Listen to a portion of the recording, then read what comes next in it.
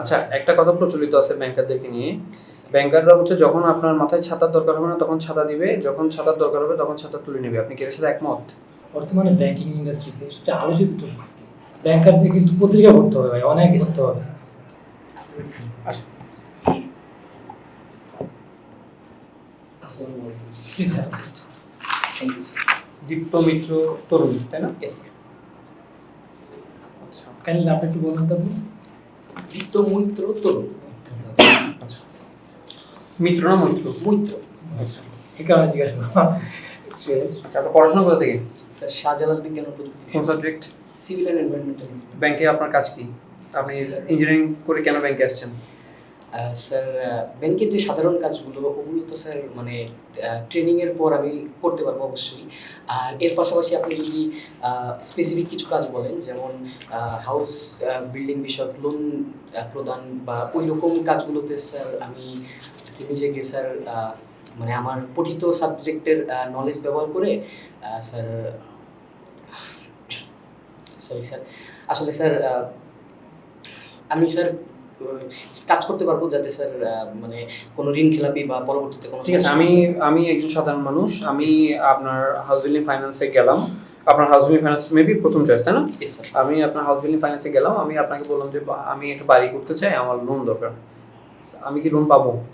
Sir সেক্ষেত্রে sir আমি চিন্তা করবো যে আপনার আসলেই লোনটা দরকার আছে কিনা, যে আপনি কতটুকু আপনি আচ্ছা ঠিক আছে, আপনি দেখলেন যে আমার লোনটা দরকার আছে, হ্যাঁ, তাহলে আপনি কি কি জিনিস দেখবেন আমাকে লোন দেওয়ার ক্ষেত্রে? স্যার প্রথমত দেখবো যে আপনার মানে যতটুকু জায়গার মধ্যে বাড়ি করছেন, আপনার খরচ কতটুকু পড়ছে, আপনি কতটুকু লোন নিচ্ছেন, সব মানে ঠিকঠাক আছে কিনা, বা লিগ্যাল যে ব্যাপারগুলো ওগুলো সব ঠিকঠাক আছে কিনা, এগুলো চেক আপ করবো আর কি স্যার।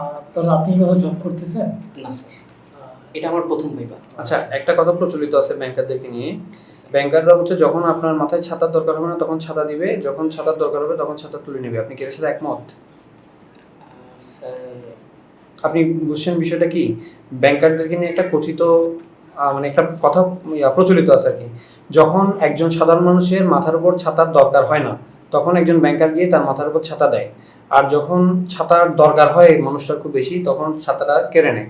আপনি কি এটার সাথে একমত? স্যার কিছু ক্ষেত্রে অবশ্যই একমত, কিন্তু কিভাবে একমত কেন বলেন? স্যার যেমন ধরা যায় অনেকের হয়তো প্রকৃত ঋণটা দরকার, তো সে হয়তো ঋণটা পেলে ভালো ব্যবসা করতে পারবে বা নতুন একটা উদ্যোগ গ্রহণ করলে অনেকের কর্মসংস্থানের ব্যবস্থা হবে। সেক্ষেত্রে অনেক ক্ষেত্রেই দেখা গেছে হয়তো সঠিক ক্ষেত্রে ঋণ পায়নি। আবার স্যার অন্যভাবে দেখা গেছে যে অনেকেই ঋণ নিয়ে ঋণ খেলাপি হয়ে গেছে। তো স্যার এভাবে তো মানে বলাই যায় যে স্যার যখন ছাতাটা দরকার তখন ছাতাটা দেওয়া হয় না। আচ্ছা, হাউস বিল্ডিং ফাইন্যান্স কেন আপনার প্রথম চয়েস বলেন? স্যার আমি চয়েস দেওয়ার সময় ওটাই চিন্তা করেছি যে আমার সাবজেক্টের সাথে আছে।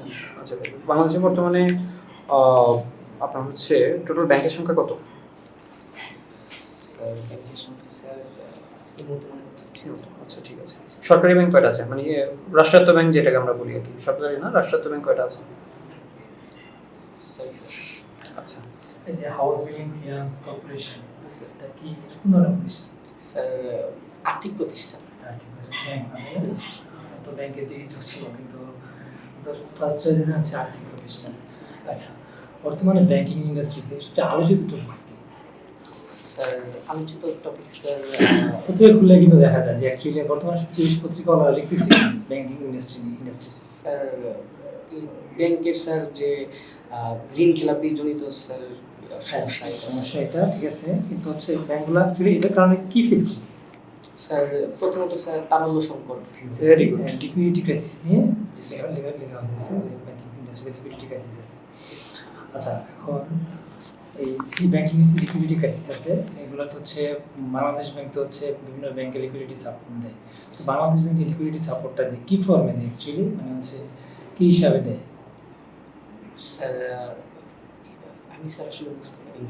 প্রশ্নটা বোঝেন। আচ্ছা, আপনার কিছু রেট বাংলাদেশ ব্যাংকের আছে, রেটগুলো সম্বন্ধে আপনার পরিচিত আছে, যেমন হচ্ছে পলিসি রেট। জি স্যার। পলিসি রেটটা কত? স্যার পলিসি রেট স্যার এই মুহূর্তে সম্ভবত স্যার 9.5। 9.5। আচ্ছা, এসএলএফ এসডিএফ? জি স্যার। স্যার স্যার আসলে মনে করতে পারছি না। টার্মগুলো কি বলে জানেন? আর এটা মনে না করার সমস্যা নেই। জি স্যার। কি এসএলএফ কি? Sir standing lending facilities, standing lending facility, আর SDF sir standing deposit facilities. Standing deposit facility. আচ্ছা, এখন বর্তমান ইনফ্লেশন কত? স্যার 9.2%। কত? 9.2%। 9.2%। কই পেয়েছেন এটা? স্যার আমি পত্রিকাতে দেখেছি স্যার আর কি। এটা কি অ্যানুয়াল নাকি মান্থলি? স্যার এটা মান্থলি স্যার। আচ্ছা, অগাস্টে এই যে অগাস্ট, সেপ্টেম্বর, অগাস্টে কত ছিল? স্যার এটা অগাস্টে ছিল। অগাস্টে অগাস্টে। অগাস্টে 10.49 ছিল বিবিএস এর ডাটা অনুসারে। ঠিক আছে, বিবিএস এ আমরা সাধারণত বিবিএস টাই ফলো করি, বিবিএস থেকে দেখবেন। আচ্ছা, অগাস্টে এই সেপ্টেম্বর তো ফুল রেমিটেন্স রিপোর্ট এখনো আসেনি। রেমিটেন্স হচ্ছে ইয়াতে কত ছিল? অগাস্টে কত ছিল? Sorry sir. রিসেন্টলি কিন্তু পত্রিকায় ব্যাপক লেখা হয়েছে যে 21 দিনে এত টাকা রেমিটেন্স আসছে সেপ্টেম্বরে। কত এই রেমিটেন্স কত ছিল? ব্যাংকারদের কিন্তু পত্রিকা পড়তে হবে ভাই, অনেক পড়তে হবে, যেহেতু এখন মানে পত্রিকা খুললেই ব্যাংক।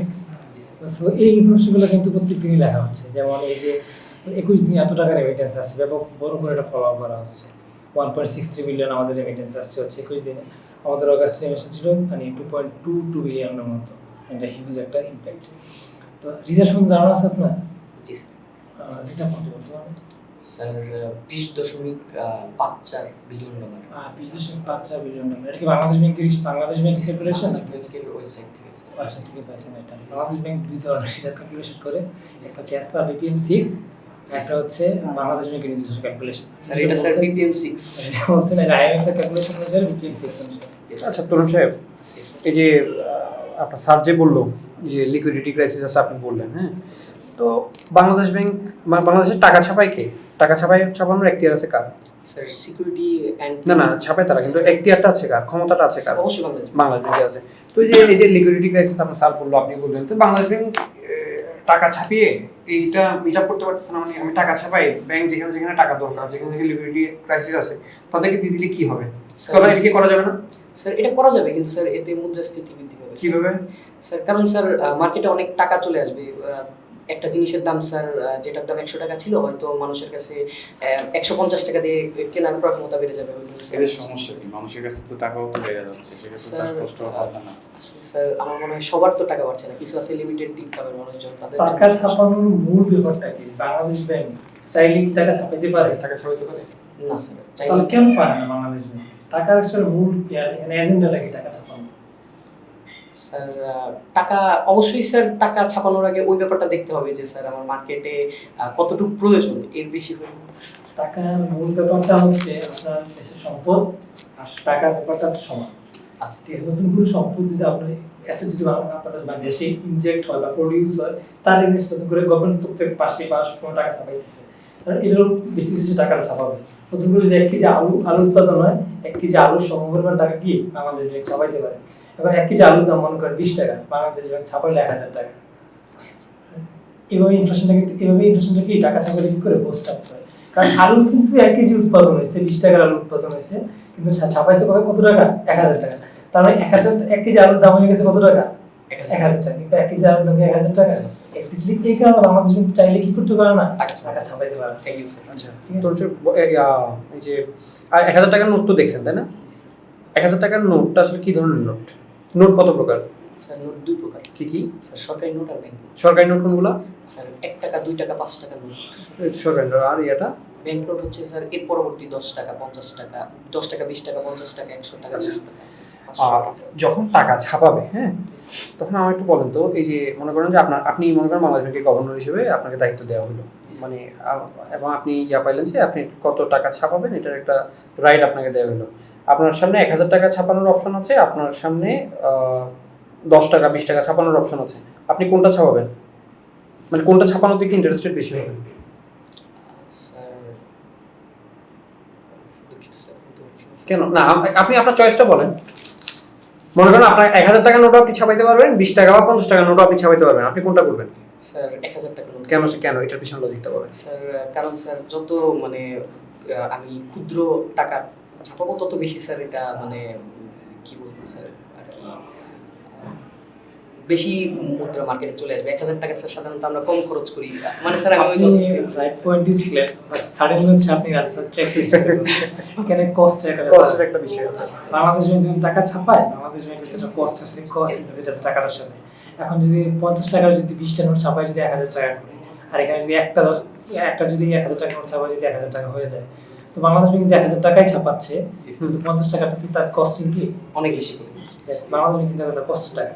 এই যে নোট যেগুলো আছে না, নোটের কোনো কিছুই এমন না যে কাগজটা আমরা নোটের মধ্যে অনেকগুলো দেখি না, সেলাই সুতা টুতা দেখি না, এই সুতাগুলো কিন্তু এখানে আসার পরে কিন্তু কিছু হয় না, এগুলো কিন্তু সবকিছু ওখান থেকে হয়ে আসে। অর্থাৎ যেটা মিন করতে চাচ্ছি সেটা হচ্ছে টাকা ছাপানোর পিছনে কিন্তু বাংলাদেশ ব্যাংকের মানে একটা হিউজ কস্ট আছে। হ্যাঁ, আমরা তো টাকা পাইলে কি করি, টাকার উপর নাম লিখি, ভালোবাসা প্রকাশ করি না, এগুলো যে দেশের রাষ্ট্রীয় সম্পদ কিন্তু নষ্ট হয় এগুলোতে। কেমন, কারণ আপনি যত বেশি টাকার উপর ইয়ে করবেন ততই হবে। আচ্ছা, আমাকে একটা কথা বলেন, আপনি তো ব্যাংকে যাচ্ছেন সিনিয়র অফিসার হিসেবে। আচ্ছা বলেন, কত টাকার নোট তো বান্ডেল করে, কত টাকার নোটে স্টাপল করা যায়, কত টাকার নোটে স্টাপল করা যায় না, কি জানা আছে? মনে রাখবেন, যখন নোট বান্ডেল হবে 1000 টাকার নোট প্যাকেটে স্টাপল করা যাবে, 1000 টাকার নিচে কোনো প্যাকেটে স্টাপল করা যাবে না। কাজে আপনি যখন সিনিয়র অফিসার হিসেবে কোনো দায়িত্ব পাবেন, একটা সময় গিয়ে তো ম্যানেজার হবেন, সো ক্যাশ রিলেটেড যে বিষয়গুলো এগুলো জবাবদিহি কিন্তু আপনার একটা সময় করতে হবে। সো এই জিনিসটা জেনে রাখেন, শুধুমাত্র 1000 টাকার নোট প্যাকেটে কি করা যাবে, স্টাপলিং করা যাবে, অন্য কোনো নোট প্যাকেটে কি করা যাবে না, স্টাপল। অর্থাৎ আপনি যদি কোনো ব্যাংকে গ্রাহক হিসেবেও যান, আপনাকে যদি পিন আপ করা নোট দেখেন, এটা কিন্তু করবেন, সাথে সাথে বলবেন, কারণ পিন আপ করা যায় শুধুমাত্র 1000 টাকার ইয়েতে, ঠিক আছে, অন্য বলতে পিন আপ করা যায় না। ওকে ভাই, সো আপনি সেকেন্ড চয়েস দিয়েছেন আইসিবি, ঠিক আছে, ফার্স্ট চয়েস বিএইচ বিএফসি, মানে এখন সেকেন্ড চয়েস আইসিবি দেওয়ার কারণটা কি? স্যার আসলে মানে আমি তো অন্যান্য যে ব্যাংকিং প্রতিষ্ঠানগুলো ওগুলো চাইতে স্যার মানে আর্থিক প্রতিষ্ঠানে কাজ করার দিকে একটু বেশি ঝুঁকেছিলাম, ওই জন্য স্যার আসলে। অন্যান্য ব্যাংকিং প্রতিষ্ঠান এবং আর্থিক প্রতিষ্ঠানের মধ্যে পার্থক্যটা কি? স্যার যেমন ব্যাংকিং প্রতিষ্ঠান স্যার চেক ইস্যু করতে পারে, এটা আর্থিক প্রতিষ্ঠান পারে না। এখানে একটু গ্যাপ রয়েছে, একটা হচ্ছে ব্যাংক আর্থিক প্রতিষ্ঠান, Yes, sir. নন ব্যাংক ফিনান্সিয়াল প্রতিষ্ঠান, আর্থিক প্রতিষ্ঠান, Yes, yes. আইসিবি আর্থিক প্রতিষ্ঠান, তিনটাই কিন্তু আর্থিক প্রতিষ্ঠান, কিন্তু তিনটার মধ্যে সূক্ষ্ম পার্থক্য আছে। বেসিক ডিফারেন্স হচ্ছে আপনার ব্যাংক এবং এনবিএফআই যেটা আছে, এটার মধ্যে চেক ইস্যুটা আসছে। তো আমি স্পেসিফিকভাবে জানতে চাচ্ছিলাম আইসিবি সেকেন্ড চয়েসটা দেওয়ার কারণটা কি? ফার্স্ট চয়েস বিএফসি আপনার সাবজেক্টের সাথে রিলেটেড, কিন্তু আইসিবির যে কার্যক্রম এটা কিন্তু আপনার সাবজেক্টের সম্পূর্ণ অপোজিট, কিন্তু এটা সেকেন্ড চয়েস, কারণটা কি? স্যার আর্থিক প্রতিষ্ঠান হিসেবেই দেওয়া। আর্থিক প্রতিষ্ঠান, কিন্তু কারণটা কি? মানে অন্য কোনো ব্যাংক আসতে পারতো, কিন্তু সেকেন্ড চয়েসটা কেন? এটা কিন্তু আপনাকে খুব ক্লিয়ার একটা আইডিয়া রাখতে হবে। আপনি কি কারণটাকে জানেন? আইসিবি কার্যক্রম কিন্তু আর্থিক প্রতিষ্ঠান, একটা ব্যাংক আর্থিক প্রতিষ্ঠান, কিন্তু আইসিবির ফাংশন কিন্তু টোটালি অপোজিট। ব্যাংকিং কোনো কার্যক্রম অলমোস্ট আইসিবি করে, এক্সেপ্ট ফিউ। আইসিবি মূলত হচ্ছে বাংলাদেশের শেয়ার বাজার বলে কিছু একটা আছে, জানেন? আইসিবি হচ্ছে বাংলাদেশের একমাত্র সরকারি প্রতিষ্ঠান, যাদেরকে আসলে ইনভেস্টমেন্ট ব্যাংক বলা হয়ে থাকে, ইনভেস্টমেন্ট কর্পোরেশন অফ বাংলাদেশ, ঠিক আছে। এবং তারা শেয়ার বাজারে হচ্ছে শেয়ার বাই সেল, এর বাইরেও আরো বেশ কিছু কার্যক্রমের সাথে জড়িত, যেটা আপনি এই মধ্যে বুঝতে পারবেন না। উনি হাউস বিল্ডিং ফাইন্যান্স প্রথম রিসার্চ ওনার সাবজেক্টের সাথে মিলে রেখে আইসিবি সেকেন্ড চয়েস হচ্ছে ইনসেন্টিভের কথা চিন্তা করে। রাইট, দ্যাট ইজ এক্স্যাক্টলি আমি এটা বলতে চাচ্ছিলাম। এখন সাবজেক্ট চয়েসের ক্ষেত্রে মানে এই কোন প্রতিষ্ঠান, সেক্ষেত্রে একটা কনসিডারেশনে চলে আসে ইনসেন্টিভ এই বিষয়গুলো। এটা আপনার মনের বিষয়, ঠিক আছে, কিন্তু এই চয়েসটা আপনাকে পরিষ্কার একটা ধারণা রাখতে হবে। আপনি যে বললেন বিএইচ বিএফসি, যেটা আইসিবি, কিন্তু কাজটা কিন্তু অনেকটা ডিফারেন্ট টোটাল, যে কিছু ঠিক আছে, কিন্তু এটা আসলে ব্যাংক এবং এনবিএফের বিষয়টা চলে আসতেছে। এবং সেকেন্ড চয়েসটা যেটা দিবেন পরিষ্কার একটা ধারণা রাখবে। যেমন আইসিবি কে এখন টার্ম দিলে কিন্তু ব্যাংক কিন্তু মানি মার্কেট, কিন্তু আইসিবি মূলত কাজ করে কিন্তু ক্যাপিটাল মার্কেট, তার মধ্যে শেয়ার বাজারের বিষয়গুলো চলে আসতেছে। তাই এখানে আপনার first choice, second choice, third choice এবং লাস্ট চয়েস এটা অনেক ইম্পর্টেন্ট। শেয়ার বাজার সম্পর্কে আইডিয়া আছে? স্যার আইডিয়া আছে। ব্লু চিপ কি বলে? আপনার যে স্যার আছেন উনি কিন্তু ইয়াতে সিকিউরিটি এক্সচেঞ্জ কমিশনের, ঠিক আছে ভাই, ব্লু চিপ একটু বলে দেন। জিপি নাম শুনেছেন? জিপি রবি, জিপি মার্কেট ক্যাপিটালাইজেশন আইডিয়া আছে, টাপটা আপনার সাথে পরিচিত না? ধরেন বর্তমানে জিপি মার্কেট ক্যাপিটালাইজেশন 35,000 কোটি টাকা, জিপির মার্কেট ক্যাপিটালাইজেশন হচ্ছে ধরেন 12,000 কোটি টাকা। সবচেয়ে বড় বড় যে কোম্পানি, যে শেয়ার খুব লার্জ যে কোম্পানি, তাদের শেয়ার, যে সকল কোম্পানিকে ব্লু চিপ বলা হয় শেয়ার মার্কেটের ভাষায়, ঠিক আছে। আর এর বাইরে আপনি যথেষ্ট পোলাইট ছিলেন এবং আপনার একাডেমিক ব্যাকগ্রাউন্ডের বাইরে আপনি বেশ কিছু জিনিস মানে ইনস্ট্যান্ট মানে নলেজ থেকে খুব কুইকলি অ্যান্সার করতে পারছেন, এটা খুবই ভালো লেগেছে। কিন্তু আপনি যখন কোনো একটা পার্টিকুলার অর্গানাইজেশনে যেতে যাচ্ছেন, আপনি এই ডিসিপ্লিনে হওয়ার কিছু যে বেসিক যে কোন কনসেপ্টটা বিভিন্ন বেকিং টার্ম একটা পরিষ্কার আইডিয়া নিয়ে রাখতে হবে এবং এটার ম্যাক্সিমাম আপনার একদিন সময় লাগবে। আপনার বিডি ডিসিপ্লিনে কোনো যদি ফ্রেন্ড থাকে, সিনিয়র থাকে, জুনিয়র থাকে, তাকে জিজ্ঞেস করবেন। ফেসবুকে যে বিভিন্ন গ্রুপগুলো থাকে ওখানে দেখবেন বিভিন্ন পোস্ট থাকে, টার্মগুলো লিখে রাখবেন, কারণ এই টার্মটা আসলে খুব ইম্পর্টেন্ট।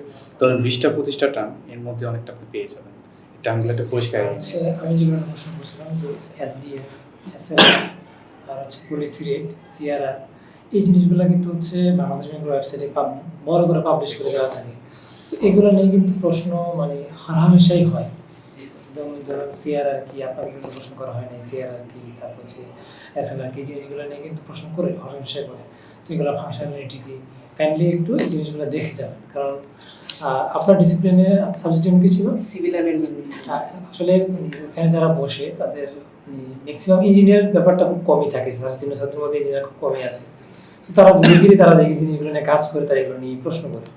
সাবজেক্ট রিলেটেড যদি একটা প্রশ্ন কেউ থাকলে করতে পারে, কিন্তু তারা কিন্তু তাদের নিজেদের পরিচিত এরিয়াটাই থাকতে চায়। কারণ সে চায় না যে আপনাকে প্রশ্ন করে সে একটা অকওয়ার্ড সিচুয়েশনে পড়বে, সে তার পরিচিত এরিয়ায় থাকবে, তার পরিচিত এরিয়া বাংলাদেশ ওয়েবসাইট। আচ্ছা, সর্বশেষ একটা কোশ্চেন করি, ঠিক আছে? এটা আপনাকে কোনোভাবে আন্ডারএস্টিমেট বা ওভারএস্টিমেট করার জন্য না। আপনার সিজিপিএ সংখ্যাটা অনেক সুন্দর, এটা কারণটা কি? স্যার আসলে আমি প্রথম থেকে স্কুল কলেজ লাইফে যেমন ডিসিপ্লিন ছিলাম, বিশ্ববিদ্যালয়ে যাওয়ার পর স্যার আসলে ওই ডিসিপ্লিনটা নিজের সাথে ধরে রাখতে পারিনি। কিন্তু স্যার পরবর্তীতে যেটা হয়েছে যে আমি স্যার শিখেছি যে খারাপ রেজাল্ট করার পরেও কীভাবে ওঠা যায়। কারণ স্যার আমার এই রেজাল্টটা ছিল মানে অনেক খারাপ ছিল হচ্ছে 6টা সেমিস্টার, পরবর্তী 3টা সেমিস্টার আমার একটা সেমিস্টার এক্সট্রা লেগেছে স্যার। আমি কনস্ট্যান্টলি আমার 3.42 3.43 এরকম ছিল। তো পরবর্তীতে স্যার আমি মানে বুঝতে পেরেছি যে কিভাবে স্যার গর্ত থেকে ওঠা যায় আর কি স্যার। আপনি ভালো করছেন, আমার সিনিয়র দিচ্ছেন আপনি, খুব ভালো একটা পজিটিভ একটা দিক, নেগেটিভিটি কিছু নাই, যা কিছু তো গেছে। আপনার ক্যাম্পাস কিন্তু খুব সুন্দর, আমাদেরকে ইনভাইট করতে পারেন আপনার অবশ্যই স্যার, অবশ্যই আসবেন। ক্যাম্পাসে চলে আসছে উনি। এই বিষয়টা আরেকটু যে জিনিসটা আমার নিজেরও কিন্তু সিজিপি বেশ কম, সেখান থেকে বলি সিজিপির বিষয়টার সাথে অন্য কিছু অ্যাড করবেন যে স্যার যে ভাইবা বলে স্যার এর বাইরে দেখা গেছে আমি এই কাজগুলো করতে চাই, আমি একটু ডিফোকাস হয়ে গেছিলাম, কিন্তু পরবর্তীতে আমি যখনই বুঝতে পেরেছি স্টাডিতে কনসেন্ট্রেট করেছি এবং এখানে যে স্ট্র্যাটেজিটা ইউজ করবেন, মাস্টার্স কি শেষ করছেন? যদি মাস্টার্স করে থাকেন এটা তখন বলবেন যে স্যার আমি যখন জিনিসটা বুঝতে পারছি তখন কিন্তু আমি স্যার পড়াশোনাতে ফুলি কনসেন্ট্রেট করেছি এবং মাস্টার্স সিজিপি কিন্তু আমি বেটার করেছি। আপনি বিষয় বাজাতে পারেন, আমার গান টুকটাক, এটা কিন্তু আপনি এক্সট্রা কোনো যে অ্যাক্টিভিটিসকে পোস্ট করেন, আপনি এই কাজটা অনেকেই করে। কানেক্ট করবেন, বলবেন মাস্টার্স থাকলে যদি করেন বলবেন যে আমার এখানে সিজিপিটা কিন্তু স্যার আসলে রেজাল্ট খারাপ হওয়ার ওইটা একটা কারণ ছিল স্যার। আমি আসলে ক্যাম্পাসে থাকতে স্যার কনসার্ট করে বেরাইছি স্যার। এটা কি বলে খারাপ না, আপনি রেজাল্ট খারাপ হয়ে গেছে কিন্তু আপনি যা করছেন না কিন্তু খারাপ না, কিন্তু এক্সট্রা কারিকুলার অ্যাক্টিভিটিস যেটা আছে আচ্ছা সেটা কিন্তু অনেকেই পোস্ট করে। আচ্ছা, লিসেনিং মিউজিক নাকি সিঙ্গিং কোনটা হবে? Sir listening to music. না মিউজিক আপনি শুনতে পছন্দ করেন না গান গাইতে পছন্দ করেন কোনটা? শুনতে পছন্দ করি স্যার। তো আপনি কনসার্ট করলেন স্যার বেস গিটার বাজাতে। আচ্ছা আচ্ছা, বেস গিটার বাংলাদেশের সবচেয়ে বেস্ট কে বেস্ট আসলে স্যার এখন পর্যন্ত? অবশ্যই বেস বাবা সুমনকে সবাই মানে বেশি চেনেন। আচ্ছা জি স্যার। আচ্ছা, আয়েব বাচ্চু যে রূপালী গিটার, আয়েব বাচ্চুর সাথে এর পার্থক্য কি, মানে যে বেস বাবার ডিফারেন্সটা কি, মানে তাদের এর মধ্যে আমরা যেহেতু জানি না আপনার কাছে জানার জন্য বলতেছি।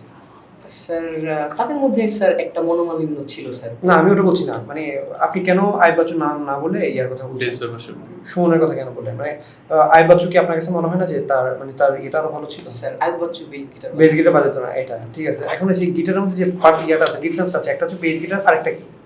একটা স্যার লিড গিটার বলতে পারেন। আয়েব বাচ্চু কোনটা বাজাতো? Ayub Bachchu lead guitar বাজাতো। আচ্ছা, আর আপনি লিসনিং মিউজিক বলেছেন, কার গান শুনতে পছন্দ করেন বা কার গান ভালো লাগে বা কি ধরনের, সফট আর হচ্ছে রকিং টাইপের? স্যার আমার কাছে স্যার বাংলা ব্র্যান্ড বিশেষ করে স্যার ওয়ারফেস, অর্থহীন, আর্টসেল এইসব গানে আসলে করা হতো, ওইসব গানে বেশি ভালো লাগতো। এছাড়াও স্যার পুরোনো দিনের কিছু গানও আমি শুনি। তো আপনি কি জানেন ব্যাংকে চাকরি করতে গেলে যে আপনি গান শোনার সুযোগ আর পাবেন না? স্যার কেন বলুন তো? স্যার আসলে কাজের চাপ, তারপর স্যার সব কিছু মিলে স্যার শুনুন, এটা একটা ভুল ধারণা।